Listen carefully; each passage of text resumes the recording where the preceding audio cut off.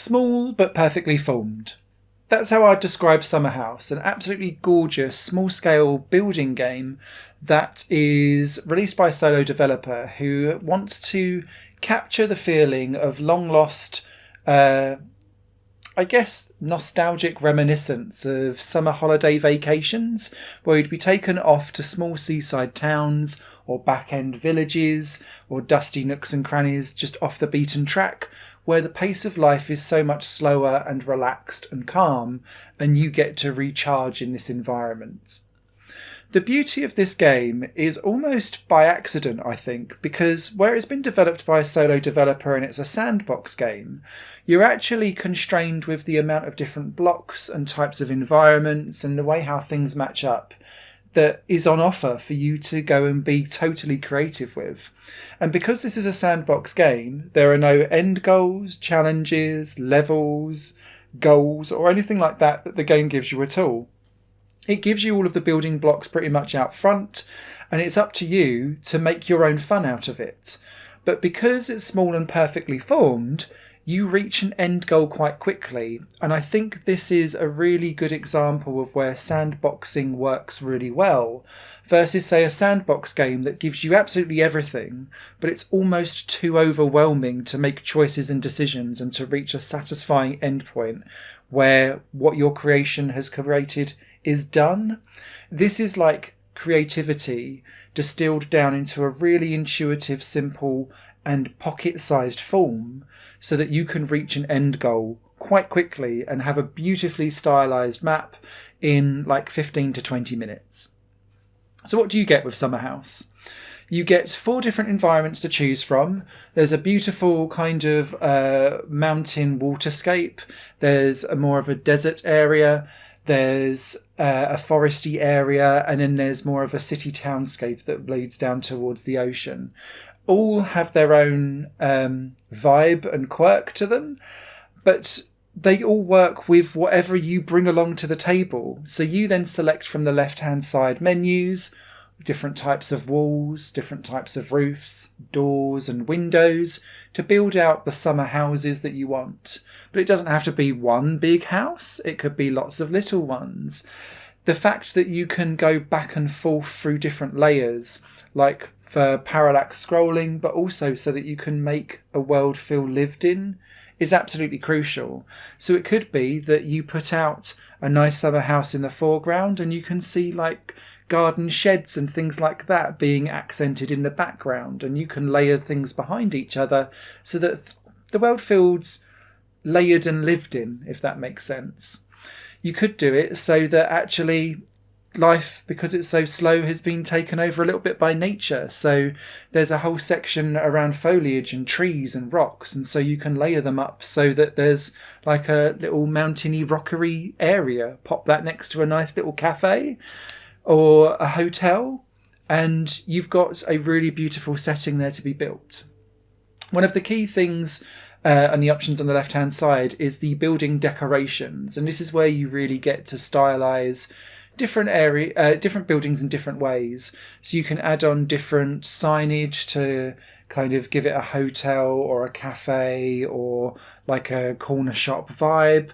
You can put out like menus or like notice boards or vending machines, dustbins. You can turn it into Granny's house and have out like the washing line in the background and all of that kind of stuff.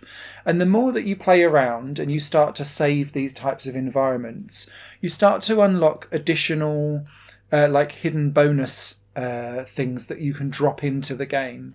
And these largely involve adding in people and animals. And so you might have someone who's lazily on the railings or a fence kind of reading a book. Or you might have some kids sitting on some steps, for example, or a cat sitting on top of an air conditioning unit that you'd normally find in like a Japanese home outside the house. All of this stuff just adds a sense of lived-in, nostalgic, childlike wonder, I guess, but in a relaxed summer environment vibe. It's a very specific feeling this game goes for, and it totally nails it.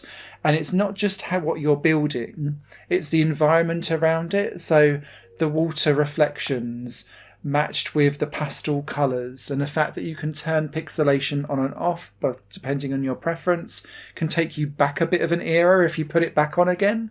But if you turn it off, it's still got this lovely stylised, nostalgic ennui, I guess is probably how I describe it. That sounds very poncy, but it really taps into that vibe and does it so well. And because you're focused on the creativity, because the controls of moving and building different blocks and how everything fits together works so intuitively with very little fuss.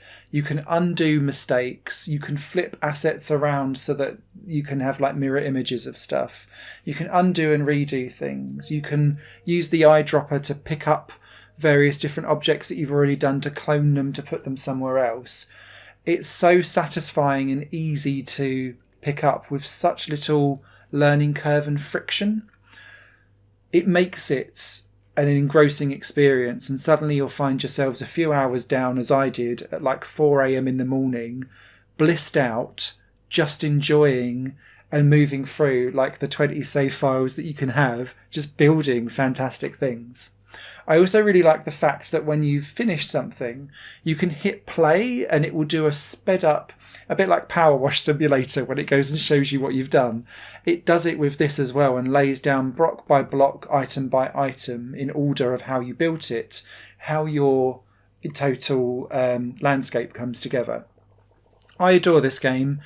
I've talked about that vibe an awful lot, but it's one of the hugest selling points. But the other selling point is just how intuitive and simplistic by design and nature all of these building blocks are. Yes, you're going to run into problems where you will have used everything in a couple of different settings, and then you'll have to kind of mix and match. So it is limited in scope from that way. But I've more than got my money's worth out of this game already in the first week of its launch, because I found it so engrossing.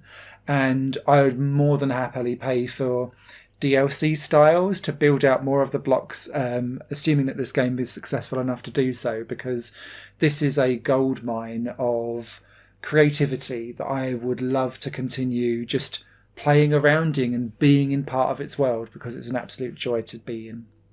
Write a review over at higherplanegames.com. Don't sleep on this one, it is absolutely gorgeous.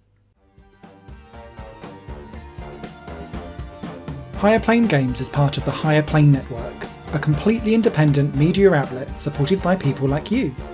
The goal is to create the best possible content that cultivates a richer indie scene for games as well as music and entertainment. To find out more and to get involved, visit patreon.com/higherplane-network. Your support makes all the difference, and in return you'll gain access to bonus content and downloads. Thank you for watching.